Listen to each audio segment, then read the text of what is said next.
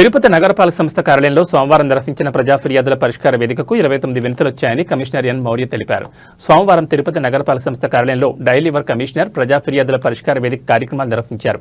ఈ కార్యక్రమంలో 21 మంది కార్యాలయానికి నేరుగా వచ్చి వినతులు సమర్పించగా 8 మంది ఫోన్ ద్వారా తమ సమస్యలు తెలిపారు. తమ వార్డులో సమస్యలు పరిష్కరించాలని డిప్యూటీ మేయర్లు ముద్రనారాయణ, ఆర్తి మునికృష్ణ, కార్పొరేటర్ దూది కుమార్లు కమిషనర్ను కోరారు. కాగా వర్షాల సమయంలో అత్తూరు డాబా ఎదురుగా రోడ్డుపై నిలిచిన నీటిని తమ పొలంలోకి మళ్లిస్తున్నారని, ఈ ఇబ్బందిని తొలగించాలని, న్యూ బాలాజీ కాలనీలో అనుమతి లేకుండా చేస్తున్న నిర్మాణాలపై చర్యలు తీసుకోవాలని, వృద్ధాప్య పింఛను ఇప్పించాలని, మెప్మా నిర్వహిస్తున్న పొదుపు సంఘాల పుస్తకాల కొనుగోలు, సభ్యత్వాల రుసుముకు రిసిప్ట్ ఇవ్వకుండా అవినీతికి పాల్పడుతున్నారని చర్యలు తీసుకోవాలని, సుభాష్ నగర్ నందు సీసీ రోడ్లు, కాలువలు వేయాలని, అశోక్ నగర్ గంగమ్మ గుడి వద్ద త్రాగునీటిలో మురుగునీరు కలుస్తున్నాయి అరికట్టాలని, అక్కారంపల్లి మున్సిపల్ స్కూల్ నందు బోర్ మోటార్ మరమ్మతులు చేయించాలని, భూగర్భ డ్రైనేజ్ లీకేజీలను అరికట్టాలని, వివి మహల్ రోడ్ డివైడర్ల మధ్య ఖాళీ స్థలం ఫిల్ చేయాలని కోరారని తెలిపారు.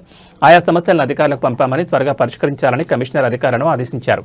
ఈ కార్యక్రమంలో deputy commissioner Amaraiah, superintendent engineer Shyam Sundar, municipal ఇంజనీర్లు Tulasi Kumar, Gomathi, health officer doctor Yuvanvesh, DCP Khan, revenue అధికారులు Sethumadhav, Ravi, fire officer Srinivasulu, veterinary officer Gunasekhar, డీఈలు, ఏసీపీలు, శానిటరీ సూపర్వైజర్లు తదితరులు పాల్గొన్నారు.